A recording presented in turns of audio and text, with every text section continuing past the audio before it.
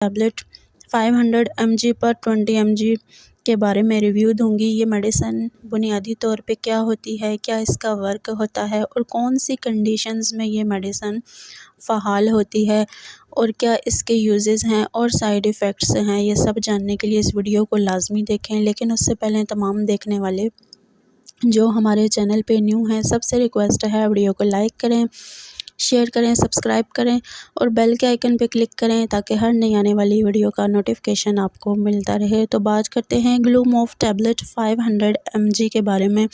ये medicine global pharma की production होती है और इसके अंदर पाए जाने वाले इसके जो इंग्रेडिएंट्स हैं वो 2 टाइप्स के हैं, जिसमें नेप्रोक्सन है और एसओमेप्राजोल है। बेसिक इनकी वर्किंग क्या होती है ये जानते हैं। This medication is different from another medication because of the presence of 2 ingredient in it that are naproxen and esomeprazole. अब इसमें 2 किस्म के इंग्रेडिएंट हैं और दोनों की वर्किंग जो है वो डिफरेंट है। Naproxen belongs to the group, ये ऐसा ग्रुप है जिसमें कि non steroid anti inflammatory medicine exist करती हैं, जो कि नेप्रोक्सन है, जिसको एनसेड मेडिसिन भी बोला जाता है।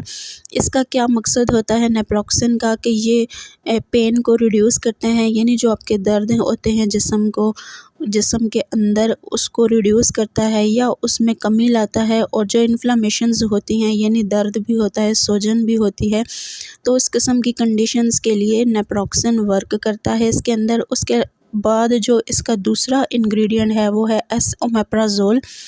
ये एक ऐसी मेडिसिन है जो कि प्रोटॉन पंप इनहिबिटर के तौर पे वर्क करती है, जिसका जो मेन वर्क है वो ये होता है कि it reduce the amount of acid in your stomach, कि ये स्टमक के अंदर अल्सर, एसिड से रिलेटेड जो भी कंपोनेंट्स होते हैं या कॉम्प्लिकेशंस होते हैं उनको रिड्यूस करने के लिए यूज़ करवाई जाती है, या जो दूसरा इसका इंग्रेडिएंट है उसकी ये वर्किंग है। ये था इसका इंट्रोडक्शन। अब हम बात करते हैं इसके यूजेस के बारे में कि कौन सी कंडीशंस में आप इस मेडिसिन का यूज़ कर सकते हैं।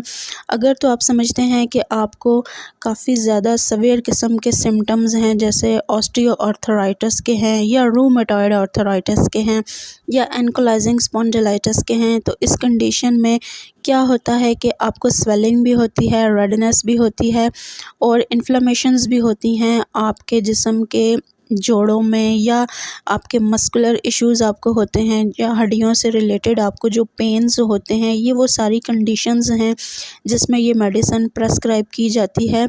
यानी कि आपको इन सारी सूरत हाल में पेन भी हो रहा होता है और आपको जो है वो रेडनेस भी होती है, बॉडी पे इन्फ्लेमेशंस की कंडीशंस भी होती हैं, तो इस कंडीशन में भी ये मेडिसिन प्रेस्क्राइब की जाती है।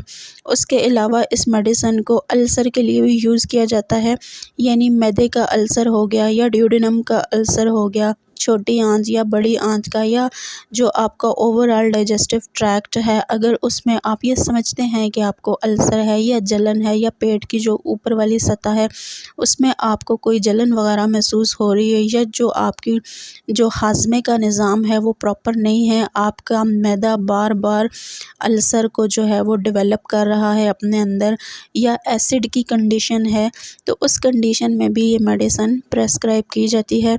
ये थे ओवरऑल इसके यूजेस। अब हम बात करते हैं इस मेडिकेशन के साइड इफ़ेक्ट्स के बारे में कि अगर आप ये खाते हैं तो आपको क्या क्या साइड इफ़ेक्ट्स इसमें हो सकते हैं।